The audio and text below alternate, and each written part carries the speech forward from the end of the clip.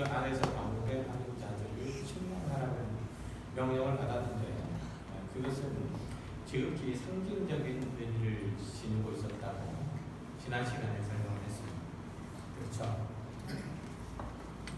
지난주가 설때여가지고 정신이 온대로 흩어져서 잘 기억이 안 나실지 모르니까 다시 한번 지난주 말씀을 다 설명하고 그리고 오늘 설교를 위해서 할까요?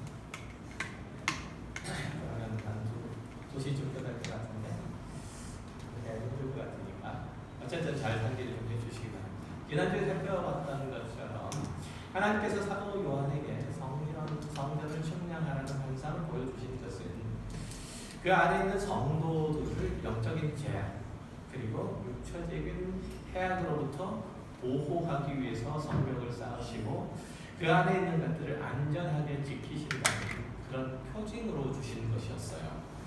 그렇죠?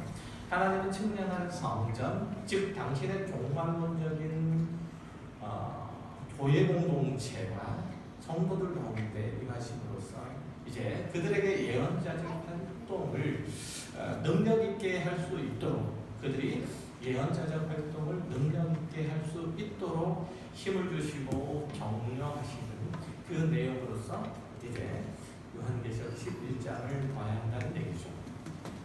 물론 그렇게 하나님께서 성도들을 교회를 지키시고 격려하시고 힘을 주시는 모든 과정, 그 모든 동안에 교회와 성도는 어떤 어려움이나 어떤 고난도 받지 않는다는 뜻은 아니었죠. 하나님께서는 그 백성에게 세상의 공격과 그로 인한 그 고난들을 겪도록 허락하시지만 또한 성도들에게 믿음의 인내를 그래서 그것을 넉넉하게 극복할 수 있도록 하시는 힘을 주실 것을 말하는 거예요. 잘 듣고 계시죠? 걱정이 많이 돼요. 자, 그것이 이제 두 증인으로 상징된 이들의 활동 가운데 잘 드러나 있는 내용. 오늘 본문에서 오늘 읽었던 내용이에요. 그러니까 이 두 증인의 사역 기간은 얼마죠? 1260일로 한정되는데 이것은 이전에 나오 있는 성전 바깥마당을 하나님께서 이방인에게 내어주시죠. 그렇죠? 그래서 짓밟도록 하시는데 그 기간이 몇 달이죠? 42달. 그렇죠? 42달 동안 짓밟도록 하시는데 1260일은 곧 42달이에요. 그리고 3년 반. 그리고 한 때와 두 때와 반 때. 다 똑같은 얘기를 하고 있어요. 이 기간은 하나님께서 그 백성들을 이제 바깥마당을 내어주신 기간이니까 그 백성들 하나님의 백성들에게 있어서는 외부적인 환경만으로 보면 치욕과 시련과 고통의 시간들이죠. 이 기간들은 내가 이런 대접을 받으려고 예수를 믿었구나. 저 사람들은 예수를 안 믿고도 저렇게 잘 사는데 아니 예수를 안 믿으니 저렇게 자유롭고 저렇게 여유롭고 마음대로 사는데 나는 왜 하나님께 붙잡혀서 이 고생을 하는가 라는 탄식과 후회가 밀려올 법한 때라고 그렇게 얘기를 하고 있어요. 이 기간은 또한 성전이 이방인에게 짓밟히도록 하는 그런 42달이고 오늘 본문에 등장하는 두 증인이 굵은 베옷을 입고 예언을 해야 하는 1260일이기도 해요. 그러니까 하나님께서는 이 기간에 악한 자들의 핍박에도 불구하고 당신의 증인들을 세상에 보내시고 그들의 사역을 통해서 하나님의 나라를 확장하시고 또 사람들을 복음의 진리 앞에 서도록 그 앞에 회개하도록 하시는 그러한 기간이기도 한 거죠. 물론 사람들의 시각에서 볼 때는 이 증인들의 존재와 사역들은 세상의 세력 가운데서 삼켜진 것 같고 그리고 망한 것처럼 보일 거예요. 마치 예수께서 십자가에 죽으시는 것이 악한 자의 승리이고 그를 따르는 무리의 패배, 예수를 따르는 무리의 패배로 끝나는 것 같은 그런 모양새를 하고 있다는 거죠. 그렇지만 예수의 십자가는 하나님의 지혜였고 능력이었고 영광이었잖아요. 그렇죠? 그렇듯이 하나님의 증인으로 사는 자도 역시 그의 존재와 삶과 사역이 하나님의 지혜와 능력과 영광으로 드러날 거라는 얘기예요. 그가 이 땅 가운데서 두 증인으로 사는 이상 말이에요. 마치 그것을 확인이라도 해주듯이 요한계시록 12장에 보면 여자와 아이에 대한 환상이 나오는데 이 환상에는 예수 그리스도와 그를 주로 고백하는 우리인 교회가 악한 자들의 세력에 밀려나는 것처럼 보이는 그 장면이 연출되어 있어요. 5절을 볼까요? 여자가 아들을 낳으니 이는 장차 첫장으로 만국을 다스릴 남자라. 그 아이를 하나님 앞과 그 보좌 앞으로 올려가더라. 그 여자가 광야로 도망가매 거기서 1260일 동안 그를 양육하기 위하여 하나님께서 예비하신 곳이 있더라. 자, 여기서 여자는 교회를 나타내요. 그리고 아이는 예수 그리스도를 의미해요. 그 구체적인 증거들을 찾는 그 일들은 이 구절, 요한계시록 12장을 강해를 할 때 제가 구체적으로 설명을 해드릴 거예요. 하여튼 여기 보면 여자는 붉은 용을 피해서 1260일 동안 광야로 도망하잖아요. 그리고 난 후에 이제 13장을 보면 이 용이 그 하수인인 짐승에게 권세를 주어서 42달 동안 교회와 성도들을 대적하고 이기도록 하죠. 그리고 그들의 승리를 자축하는 그런 장면이 나와요. 4절을 볼게요. 용이 짐승에게 권세를 주므로 용에게 경배하며 짐승에게 경배하여 이르되 누가 이 짐승과 같으냐 누가 능히 이와 더불어 싸우리요 하더라. 또 짐승이 과장되고 신성모독을 말하는 입을 받고 또 42달 동안 일할 권세를 받으니라. 짐승이 입을 벌려 하나님을 향하여 비방하되 그의 이름과 그의 장막 곧 하늘에 사는 자들을 비방하더라. 또 권세를 받아 성도들과 싸워 이기게 되고 각 족속과 백성과 방언과 나라를 다스리는 권세를 받으니 죽임을 당한 어린 양의 생명책에 창세 이후로 이름이 기록되지 못하고 이 땅에 사는 자들은 다 그 짐승에게 경배하리라. 자, 예수 그리스도와 그의 복음을 따라 사는 자들은 이 세상의 권세에 잠든 자들에 의해서 고난을 겪을 거다. 시련을 겪을 것이다. 그들이 하나님의 영광을 드러내는 삶을 산다는 것 때문에 핍박을 받아서 그들이 즉 교회가 틀린 것 같고 교회가 진 것 같고 교회가 도망해야 되는 것처럼 보일 거란 얘기예요. 얼마 동안? 1260일 동안. 얼마 동안? 42개월 동안. 그죠? 42달 동안. 자, 오늘 본문에 굵은 베옷을 입고 1260일 동안 세상에 증언해야 되는 이가 바로 여러분 신약의 교회와 그리고 성도예요. 4절을 보면 우리는 이 땅에 주 앞에 서 있는 두 감람나무와 두 촛대라고 표현되어 있죠. 그러니까 이런 묘사는 이 요한계시록 11장에만 등장하는 게 아니라 구약 성경에도 나와 있어요. 이미. 그러니까 구약 성경 스가랴 4장을 보면 순금 등대에 관한 이상을 기록한 대목이 나와요. 1절을 볼게요. 1절.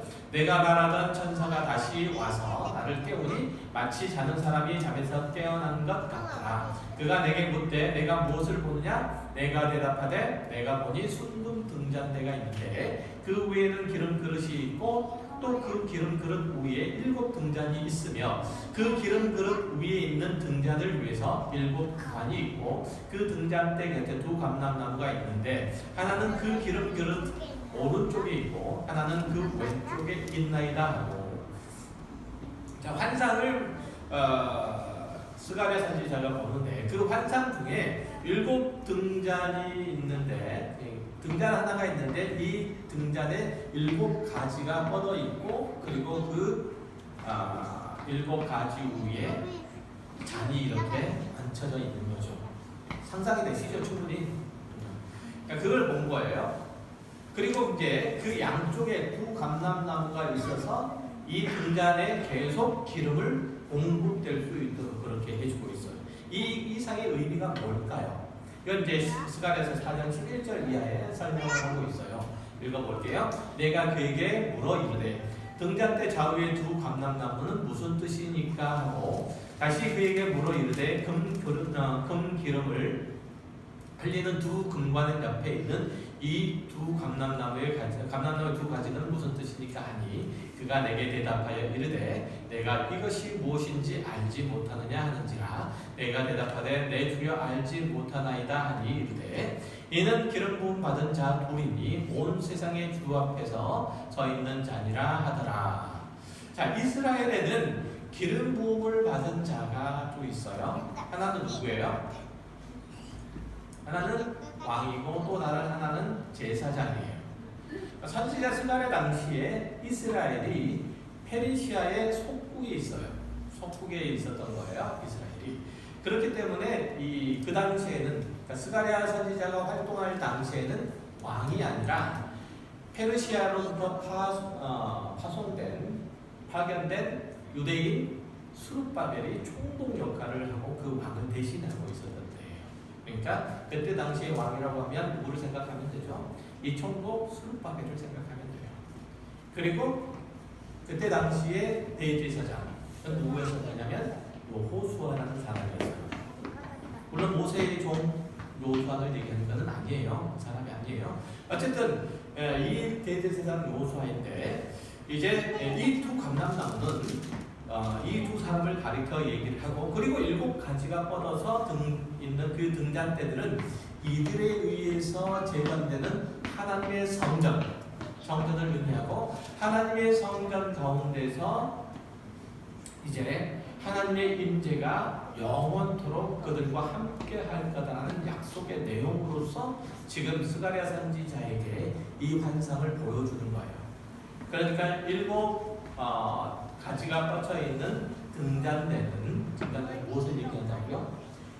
수룹바벨과 대제사장 여호수아에 의해서 재건된 성전, 하나님의 임재가 다시금 찾아올 성전을 얘기하고 그 옆에 있는 두 감람나무 수룹바벨과 여호수아를 나타내요. 그런데 이제 이 스가랴 4장의 이미지와는 달리 요한계시록 11장에 등장하는 등잔대의 숫자는 몇 개예요? 둘이에요, 둘. 이제 스가랴 4장에서는 몇 개 있었죠? 스가랴 4장에서 몇 개 있어요? 한 개였고 거기에 7가지가 있었잖아요. 그렇죠? 그런데 여기에 이제 요한계시록에는 관이 없이 그냥 촛대가 2개만 딱 모여있는 모양을 취하고 있어요. 그래서 어떤 이들은 이 2개의 등잔을 보고 요한계시록에서 7촛대는 무엇을 상징했었죠? 7촛대. 요한계시록 1장에서 7촛대는 7교회, 소아시아에 있는 7교회를 상징했기 때문에 11장의 2촛대는 그리스도로부터 책망을 받지 않고 칭찬만 받았던 서머나와 빌라델피아 교회를 상징한다고 주장하는 이들도 있어요. 그러나 제가 보기에는 그렇게 생각되지는 않아요. 앞서 살펴본 스가랴에 등장하는 촛대는 재건되어 하나님의 임재가 있게 될 성전을 상징적으로 보여주고 있고 감람나무는 무엇을 상징했죠? 대제사장과 또 총독을 의미하는 것처럼 요한계시록 11장에서 두 감람나무는 교회의 2가지의 징후, 구약에서 무엇과 뭐였었죠? 왕과 제사장이었죠. 그렇죠?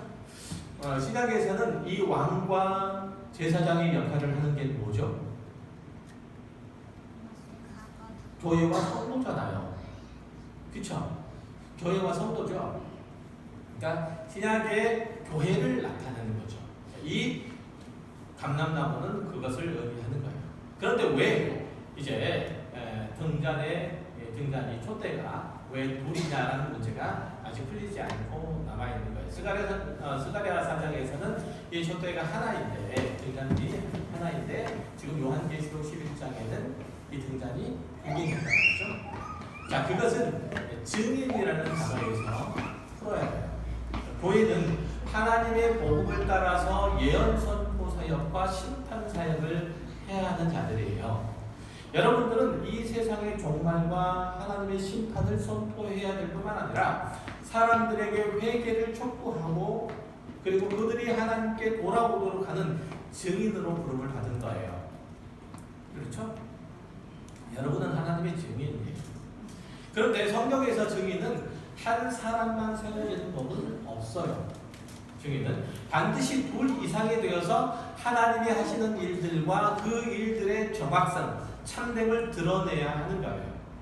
그러니까 신명기 19장 15절에 보면 이렇게 나와 있어요. 사람의 모든 악에 관하여 또한 모든 죄에 관하여는 한 증인으로만 정할 것이 아니요 두 증인의 입으로나 또는 세 증인의 입으로 그 사건을 확정할 것이며. 그러니까 이스라엘 공동체 안에서 범죄가 발생을 하면 그 죄인을 잡아서 벌하되 반드시 두 사람 이상의 증인이 채택되어서 그가 범죄했음을 증언할 때만 그렇게 할 수 있는 거예요.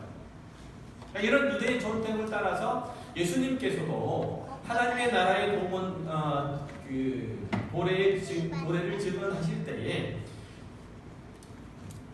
전도대를 세웠죠. 그렇죠? 70명의 전도대를 세웠어요. 그리고 그 전도대를 각 동네와 지역으로 보냈는데 두 사람씩 짝을 지어 보내요. 그러니까 하나님 나라의 도래의 증인으로서 두 사람씩 짝 지어 보낸다는 얘기예요. 사도행전에도 보면 안디옥 교회가 바울을 전도자로 보낼 때, 복음의 증인으로 보낼 때 혼자 보내는 게 아니라 누구 함께 보냈어요? 바나바를 함께 보냈어요. 그 뒤에 실라가 함께 있고요. 또한 마가가 함께 하기도 했죠. 이걸 다 기억하시죠? 네, 이런 것들을 미뤄볼 때 요한계시록 11장의 복음의 증인이 두 사람인 것이 아주 자연스러운 거예요. 그러니까 이 두 증인, 두 사람이라고 하는데 의미가 있는 것이 아니라 증인이라는 데 방점이 찍혀 있는 거예요. 아무도 증인된 그 사역을 막을 수 없는 하나님께서 그들을 불러서 세우신 그들이고 그들을 통해서 하나님의 나라는 그 도래와 그 완성이 증언되고 또 드러날 거다라고 오늘 통해서 얘기를 한 거죠. 자, 그러면 이 감람나무와 촛대는 말씀드렸듯이 교회와 성도를 의미한다고 정리됐고, 이들은 하나님의 나라의 복음의 두 증인으로서 이제 역할과 사명을 다하도록 부르심을 입은 거죠. 바로 저와 여러분이 하나님과 세상 앞에 서 있는 거예요. 뭘 하도록? 하나님의 나라의 도래를 증언하도록. 그렇죠? 그렇게 서 있는 거예요. 예수님께서 하나님의 나라를 이 땅 가운데 가지고 오셨을 때 그들은 예수님께서 친히 제자들을 세우시고 이 제자들을 통해서 하나님의 나라의 증인으로 보내실 때에 그들에게 뭘 주셨냐면 뭘 주셨죠? 어떤 능력을 주셨어요. 어떤 능력을 주셨을까요? 안 따라서 제가 질문해요. 귀신을 제어할 수 있는 능력을 주셨죠. 마찬가지로 그리스도의 복음의 증인으로 부름을 받은 우리에게도 권세는 있어요. 어떤 권세가 있을까요? 본문 5절을 볼게요. 5절. 만일 누구든지, 요한계시록 10장 5절이에요. 만일 누구든지 그들을 해하고자 하면 그들의 입에서 불이 나와서 그들의 원수를 삼켜버릴 것이요 누구든지 그들을 해하고자 하면 반드시 그와 같이 죽임을 당하리라. 그렇게 얘기하죠.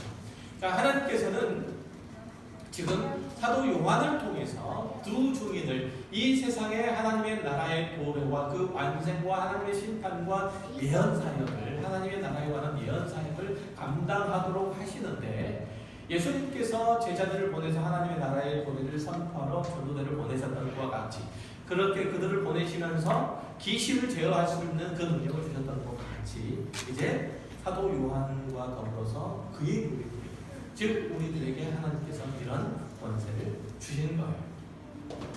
그러니까 다시 말하면 그리스도의 복음 안에 있는 자들, 이들은 하나님의 인도하심과 보호하심 가운데 있다는 거죠. 성령 하나님께서 그들의 말에 힘이 있게 하시고 그들의 선포에 능력이 있게 하신다는 얘기예요. 바로 여러분이 그런 능력을 부여받은 자들이라는 얘기죠. 물론 아무 말이나 막 해도 하나님께서 다 들으시고 다 힘있게 하신다는 뜻이 아니라 복음을 선포하고 그 안에서 사는 여러분의 삶과 여러분의 모든 택한 모든 환경들 가운데 하나님께서 함께 하시고 지키시고 보조하신다는 뜻이에요. 마치 마태복음 16장에서 예수님께서 베드로의 신앙 고백 위에 교회를 세우신 것과 같이 말이죠. 16절에 보면 이렇게 말씀하시죠. 마태복음 16장 16절에 예수께서 대답하여 이르시되 바요나 시몬아 내가 복이 있도다. 이를 내게 알게 하니는 혈육이 아니요 하늘에 계신 내 아버지시니라. 또 내가 내게 이르노니 너는 베드로라. 내가 이 반석 위에 내 교회를 세우리니 음부의 권세가 이기지 못하리라. 지금 예수님께서 베드로가 한 신앙 고백 위에 교회를 세우고 세워진 교회는 어떤 음부의 권세도 그것들을 해야지 못할 거라고 그렇게 말하고 있는 거죠. 여러분이 이 신앙 고백 위에 있는 이상 주는 그리스도시요 하나님의 아들이십니다 라는 그 신앙 고백 위에 있는 이상 이미 신앙 고백 위에 살아가는 이상 아무도 여러분들을 건드릴 수 없고 이길 수 없다는 거예요. 여러분은 이미 승리자이고 모든 악의 세력은 결국은 하나님 앞에서 무릎 꿇고 말까라는 거죠. 그 사실을 본문 6절에서 확인해주고 있는 거죠. 그들이 권능을 가지고 하늘을 닫아 그 예언은 하는 날 동안 비가 오지 못하게 하고 또 권능을 가지고 물을 피로 변하게 하고 아무 때든지 원하는 대로 여러 가지 재앙으로 땅을 치고다. 자, 하늘을 닫아서 예언하는 동안에 비가 오지 못하게 하는 것 누가 하는 거죠? 선지자 엘리야의 사역을 생각할 수 있는 거죠. 그렇죠? 물을 편하여 피가 되게 하는 것, 아무 때든지 땅에 재앙을 내리는 일, 모세의 사역이잖아요. 그렇죠? 이것은 교회와 성도 이 두 증인이 행하는 복음의 증인된 사역을 얘기하는 거고, 구약의 선지자들이 수많은 우상 앞에서 오직 하나님만이 참신심을 드러내는 증거로서 그 일들을 했어요. 그렇죠? 엘리야가 그랬잖아요. 오직 하나님 말이 아니라 하나님만이 온 우주와 만물을 창조하신 이유, 그것들을 주도하시는 주권자 하나님이신 것을 선포하는 그 사역으로 엘리야가 했습니다. 모세도 역시 마찬가지죠. 바로 앞에서 오직 하나님만이 참신인 것을, 다른 모든 우상들은 다 거짓이고 헛된 것일 뿐이라는 것을 그의 사역을 통해서, 물이 피가 되게 하는 그 사역들을 통해서, 그리고 땅에 일어나는 모든 기적의 사건을 통해서 그것들을 선포하고 가르쳤다는 거죠. 그것과 같은 거예요. 그러니까 선지자들이 그렇게 수많은 우상들 앞에서 그렇게 하셨다는 것처럼 이제 같은 책임을 맡은 교회는 세상의 악한 세력들 앞에서 오직 하나님만 온 우주 만물의 창조주이시고 통치자이시고 심판자이심을 당당하게 증언해야 함을 설명을 하고 있는 거예요. 그렇게 할 때 어떠한 악한 세력도 그 교회 안에 있는 성도를 감히 넘보지 못하고 감히 퇴퇴시킬 수 없다는 것을 오늘 본문에서 확인을 해주고 있는 대목이에요. 여러분이 이 땅을 살아가면서 하나님만이 온 우주 만물의 창조주이시고 그 아들 예수 그리스도를 보내신 이시며 정말의 세상의 모든 이에게 의의 심판을 행하시는 분이심을 드러내는 일들을 해야 하고, 그렇게 한다면 하나님께서 반드시 여러분이 하시는 일 가운데, 여러분의 사역 가운데, 여러분의 인생 가운데, 여러분의 신앙 여정 가운데 함께 하실 거라는 약속이에요. 그렇더라도 그 일들은 박해와 그로 인한 고난을 수반한다는 거예요. 그렇게 할 때 세상의 어떤 세력도 나를 내쪽으로나 외쪽으로나 감히 해롭게 할 수 없다는 뜻이 아니고, 그런 일들을 하면 어떻다는 얘기죠? 고난을 받을 수밖에 없다는 거예요. 오늘 본문 3절에서 보면 두 증인이 어떤 차림으로 증언을 하는지 한번 보세요. 굵은 베옷을 입었는데 이 옷은 민족과 방언들이 저지른 죄와 그 결과로 임할 하나님의 심판에 대한 슬픔을 나타내기도 해요. 그러니까 하나님의 사람들은 자신의 신앙과 삶을 통해서 세상의 권세를 잡은 이들을 따르는 자들에게 회개와 심판을 촉구해야 되고, 그게 바로 저와 여러분의 이 땅을 살아가는 의미이고 가치이고 목적이에요. 그러니까 저와 여러분의 삶이 이 세상은 종말의 심판을 향해서 달려가고 있고 회개하지 않으면 망할 수밖에 없음을 드러내고 있어야 돼요. 여러분의 입술로뿐만 아니라 여러분의 삶을 통해서 여러분의 삶이 거룩을 도모함을 통해서 하나님의 의를 추구함을 통해서 하나님의 선하심을 드러냄을 통해서 모든 불의와 타협하지 않고 하나님의 의를 세우는 일들을 통해서 불의한 자는 하나님을 거역하고 그 뜻 밖에서 행하는 자는 모두 다 하나님의 심판을 받을 수밖에 없다는 사실을 그 반대쪽에서 여러분들이 증언해야 되는 거예요. 그 앞에서 여러분의 신앙 경험으로 비춰볼 때 하나님의 종말의 복음들을 선포하고 회개할 것을 고르는 것 이거 쉽습니까? 오늘을 선지자적 사명을 안고 하나님의 말씀을 증언하고 내일은 제사장적 책임을 안고 죄악된 세상을 품고 눈물로 기도하는 것 이런 생활을 하는 것 편합니까? 회개하라 천국이 가까웠느니라 하는 세례 요한이나 예수님에 대한 유대인들의 반응이 눈을 부라리고 이를 갈면서 나중을 보는 거예요. 결국은 그들의 손에 쭈고 마는 일들이 있잖아요. 자신들이 원하지 않는 하나님의 나라의 도래를 선포하는 이들은 끝내 잡혀서 목숨을 잃을 수밖에 없었던 것이 그때 당시 현실이고 동일한 1260일 42달 한때와 두때와 반때 3년 반을 살아가는 이 시대의 사람들도 동일한 이 시대의 그리스도인도 동일한 형편 가운데 모여있는 거예요. 오늘 본문 7절을 보면 그들이 증언을 마칠 때에 무적행으로부터 올라오는 짐승이 그들과 더불어 전쟁을 일으켜 그들을 이기고 그들을 죽일 터인즉 그들의 시체가 큰 섬 길에 있으리니 그 섬은 영적으로 하면 소돔이라고도 하고 애굽이라고도 하니 곧 그들이 주께서 십자가에 못 박으신 곳이라. 그렇잖아요. 지금 이 얘기하잖아요. 제 설교를 잘 들었으면 이 얘기가 똑같다는 것을 알 텐데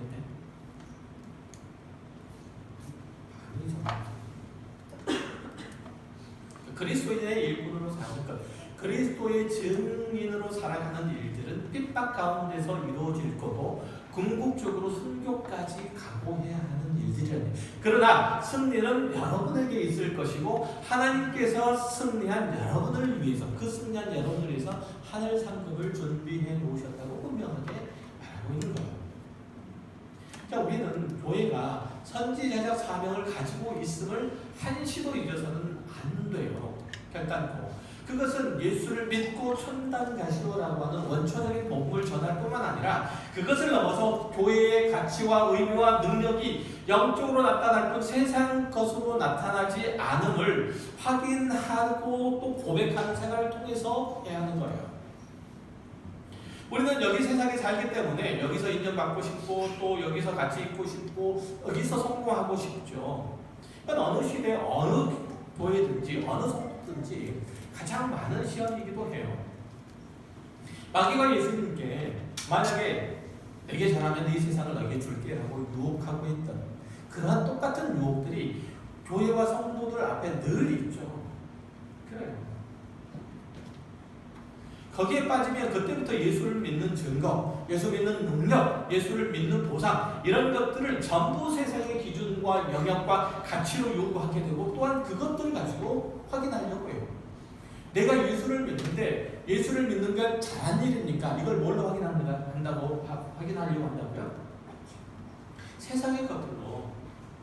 내가 하나님의 사랑을 받는 존재이고 하나님의 손아귀에 붙잡혀 있는 구원받은 어떤 악한 자들의 세력 가운데서도 나는 안전한 존재라는 것을 무엇으로 확인하려고 한다고요? 세상의 것으로. 여러분이 잘 아는 서구 중세 역사 1000년이 암흑기였잖아요. 암흑기였던 것은 다름이 아니라 교회가 세속 권력이 된 까닭이죠. 교회가 세상의 것으로 자기를 확인하려고 했기 때문에 그랬던 거예요. 오늘의 한국교회도 종서교회가 너무 똑같아요. 세속 권력을 교회 권력의 하수인으로 만들려고 하잖아요. 그렇죠? 그래서 과거에 예수 믿는 대통령이라고 하니까 조금 신앙이 있는 성도라고 하면 너나 나나 할 것 없이 다 그 사람을 찍었던 적이 있어요. 그래서 뭘 어떻게 짜는 거죠? 목에 좀 힘을 주면서 교회를 다녀보자 보겠다는 것이었고, 방귀 좀 끼면서 사람들 앞에 서겠다는 거였잖아요. 그렇죠? 성공해서 사람들 앞에서 예수 믿는 위익을 좀 선전해 보겠다는 거였잖아요. 그러다가 교회가 이렇게 무너지는 거 아니에요? 이렇게. 성경에 성공이라는 단어, 세상적인 의미에서는 하나도 없지만 어쨌든 성공이라는 단어가 딱 두 번 나와요. 딱 두 번. 그것도 부정적인 의미로 말이죠. 성공이라는 프레임, 성공이라는 골재를 가지고 교회를 세울 수는 없어요. 신앙을 세울 수는 없어요. 성도들의 가치를 증명할 수는 없어요. 내가 올바른 신앙을 하고 있다라고 그렇게 확인할 수 없다니까. 성공이라는 프레임을 가지고, 세상의 성공이라는 프레임을 가지고. 신앙에는 성공이 아니라 오직 충성만 있어요. 충성. 성공은 자기 뜻을 세우고 자기 목적을 세우고 자기 가치를 세우잖아요. 그러나 충성은 누군가가 시키는 것을 거부하지 않고 순종을 다하는 거예요. 그게 충성이잖아요.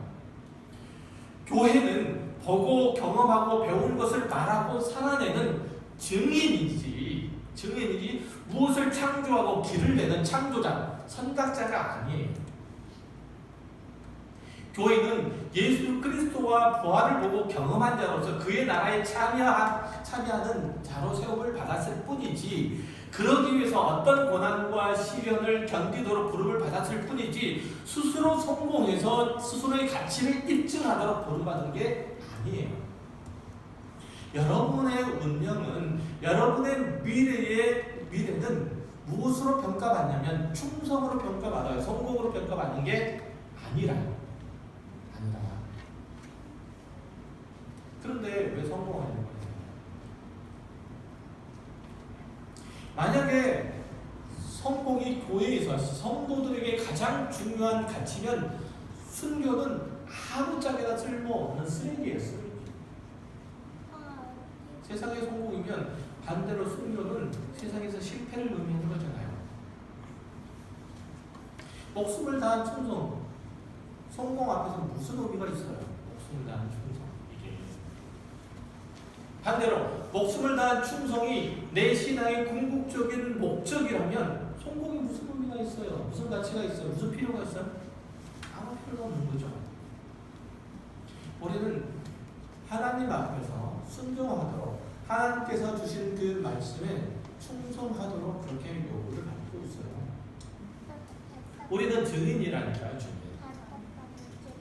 그것도 나 혼자 독불 장군처럼 증인 역할을 하는 것이 아니라 두 증인으로서 하는 거예요. 두 증인으로서. 마태복음 18장 15절 이하에는 교회에서의 권징을 교회의 표징으로 삼고 있는 내용인데요. 이렇게 나와 있어요. 15절 이하에 내 형제가 죄를 범하거든 가서 너와 그 사람과만 상대하여 권고하라. 만일 들으면 내가 내 형제를 얻는 것이요 만일 듣지 않거든 한두 사람을 데리고 가서 두세 증인의 입으로 말마다 확증하게 하라. 이 말씀 잘 보면 교회는 마땅히 지켜야 할 교회가 있고 화려한 규칙이 있는 것을 알 수 있어요. 그것은 교회의 거룩성, 성도의 올바름을 유지하는 도구들이에요. 한 걸음 더 나아가서 이 교회의 거룩함은 예수 그리스도 안에서 형제, 지체라는 의식을 통해서 이루어진다는 얘기예요. 교회의 거룩함은 교회됨은 무엇을 통해서요? 우리가 형제, 자매라는 의식, 공동체 의식 속에서만 이루어진다는 거예요. 교회의 성도 모두가 한 목표, 한 슬로건을 가지고 똘똘 뭉쳐서 하나가 됨으로써 어떤 일들을 일사불란하게 처리해내는데 교회의 존재 목적이 있는 게 아니라 성도 서로가 참고 용서하고 기다리고 포용함으로써 서로의 다름을 이해하고 인정함으로써 교회가 세상과 다르다는 것을 드러내야 한다는 거죠. 그래서 이 권징에 대한 교훈의 결론부인 마태복음 18장 19절 이하에서 주님은 이렇게 약속하세요. 진실로 다시 너희에게 이르노니 너희 중에 두 사람이 땅에서 합심하여 무엇이든지 구하면 하늘에 계신 내 아버지께서 그들을 위하여 이루게 하시리라. 두세 사람이 내 이름으로 모인 곳에는 나도 그들 중에 있느니라. 세상에 어느 조직, 어느 집단, 어느 단체가 합심할 수 있으며 서로의 마음을 이해하고 용납할 수 있어요. 아무도 어떤 것도 없어요. 자기 이해에서 멀어지면 그 단체, 그 조직, 그 집단 아무런 의미가 없어. 세상의 조직들은 다 그래요. 물론 교회도 한 마음 한 몸이 된다는 것이 쉽지가 않아요. 그러나 교회만 죄인을 위해서 죽으신 예수 그리스도의 마음을 알고 교회만 소망이 없는 자들을 위해서 십자가를 지신 주님의 심정을 헤아릴 수 있잖아요. 그래서 교회만 사랑 안에서 하나가 될 수가 있고 기다릴 수 있으며 용서할 수 있고 양보할 수 있어요. 교회만 세상의 죄 가운데 있다는 사실을 알며 그럼에도 불구하고 멸망치 않고 하나님의 은혜가 예수 그리스도의 십자가의 보혈이 세상 가운데 흘러가야 된다는 사실을 알고 기꺼이 세상의 어떤 모습, 어떤 양태를 보인다 할지라도 교회를 향해서 어떤 생각과 어떤 의식과 어떤 행동을 한다 할지라도 그 피 흘린 예수 그리스도의 복음을 들고 세상 앞으로 나갈 수 있는 거예요. 교회만 예수 그리스도의 복음을 경험했습니다. 교회만 예수 그리스도의 십자가를 알고 있습니다. 다시 말해서 이 두 증인으로서 세상 앞에 서야 하는 이 가까운 교회와 성도 여러분은 모세가 물이 변하여 피가 되게 하고 엘리야가 하늘을 닫아서 비가 오지 않게 하는 사역, 즉 하나님만이 온 우주와 만물의 창조주이시고 그것들을 주관하시는 분이심을 드러내야 하는 거죠. 그리고 그 유일한 방법은 그 하나님을 의지하되 이 세상의 권세 잡은 자를 그 하나님께 의지해서 이기되 그리스도를 본받음으로써만 가능하다는 거예요. 무엇을 통해서만? 예수 그리스도의 십자가를 본받음으로써만 그렇게 할 수 있다는 거죠. 엘리야가, 모세가 하나님만이 온 우주 만물의 창조주이시고 통치자이시고 심판자이신 것을 그의 사역을 전체를 통해서 드러낸 것처럼 우리도 역시 마찬가지로 동일한 사역을 하도록 동일한 일들을 하도록 부름을 받았으되 누구를 통해서? 예수 그리스도를 통해서 그 안에서 하는 거예요. 예수 그리스도의 십자가를 통해서 하는 거란 말이에요. 아시겠어요? 그런데 그렇게 하고 싶지는 않죠. 모세처럼 기이한 일들을 하고 싶고 엘리야처럼 눈에 띄는 어떤 능력 있는 일들을 해가지고 세상 사람들을 다 내 발 앞에 무릎 꿇히고 싶어요. 그래서 하나님께서는 왜 나에게 그런 능력을 주시지 않습니까? 맨날 그렇다면 그 불평하고 있잖아요. 그렇죠? 그러니까 우리는 뭐가 보이는 게 아니고 모세를 통해서 역사하시는 온 우주 만물의 통치자이신 주권자이시는 하나님을 보는 게 아니라 뭐만 보는 거예요? 모세의 손에 들려있는 지팡이가 하나님만 보는 거예요.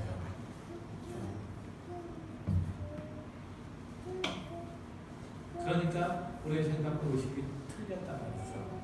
그러니까 우리는 세상 가운데서 그리스도인으로서 하나님의 통치를 드러낼 수가 없는 거예요. 비극이죠.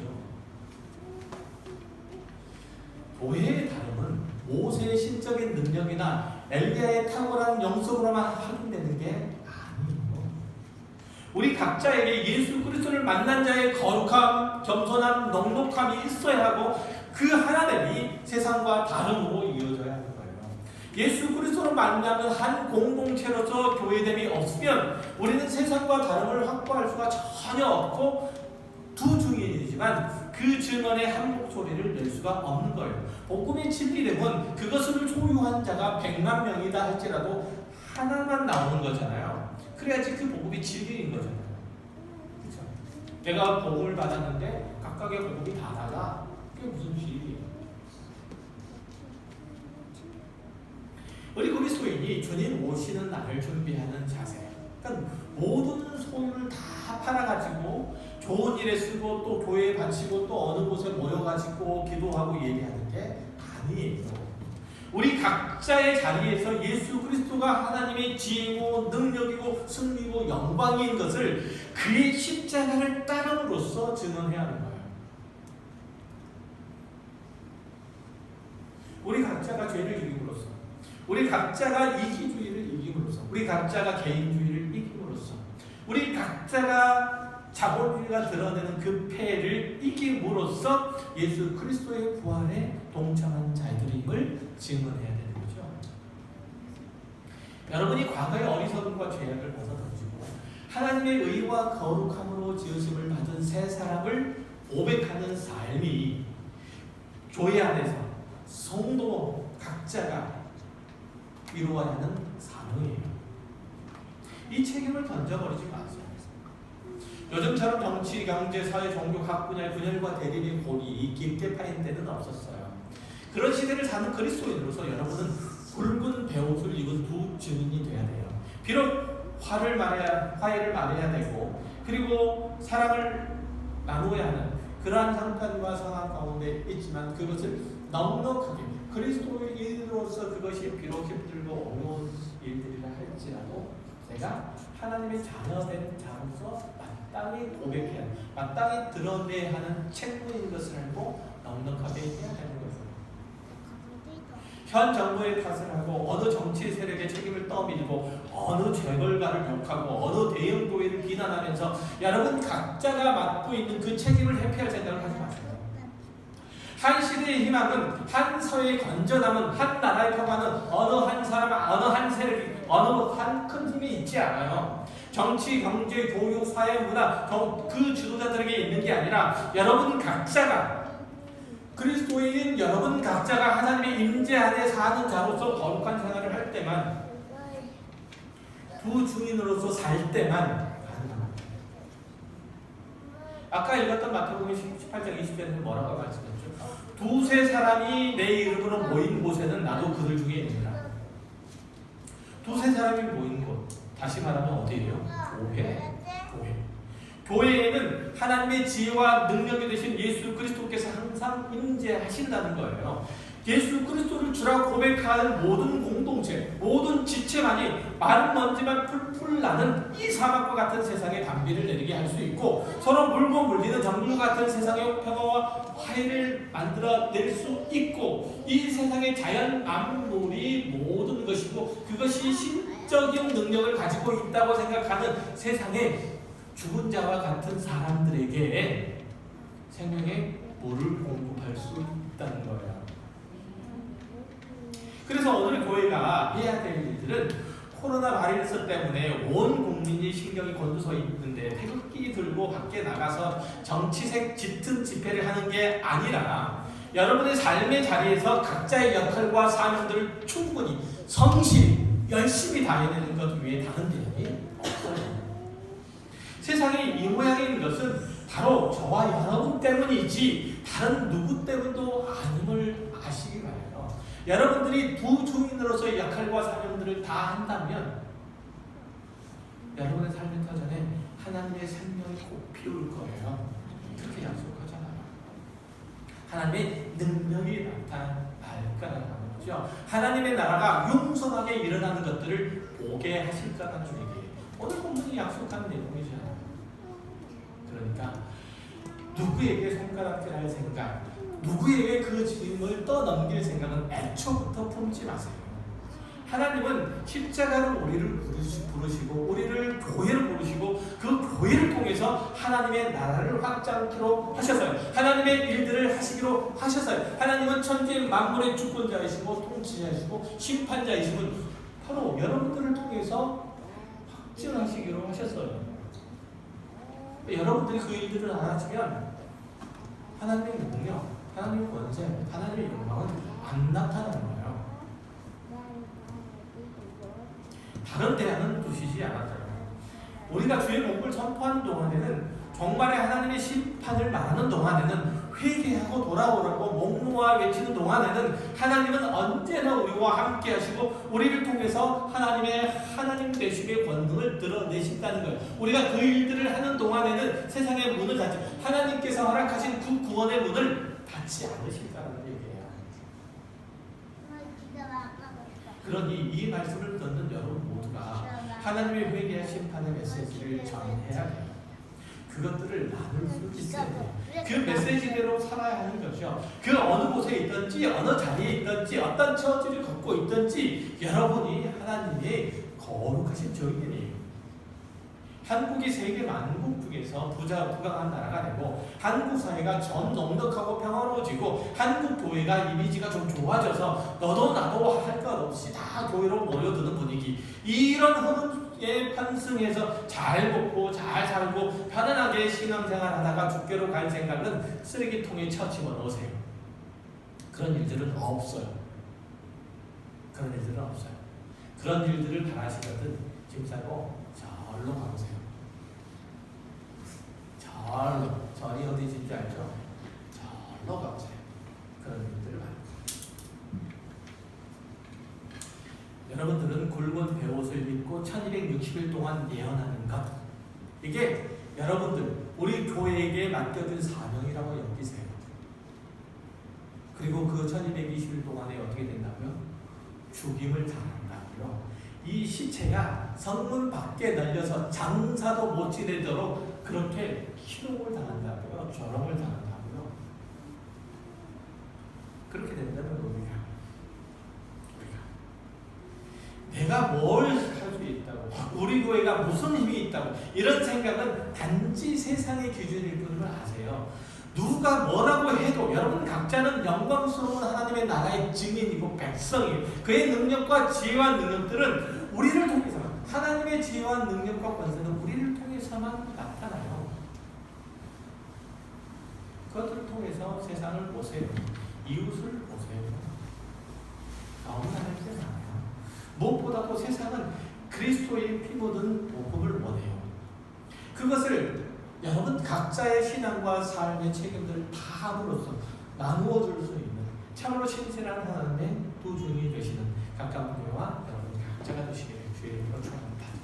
기도하겠습니다.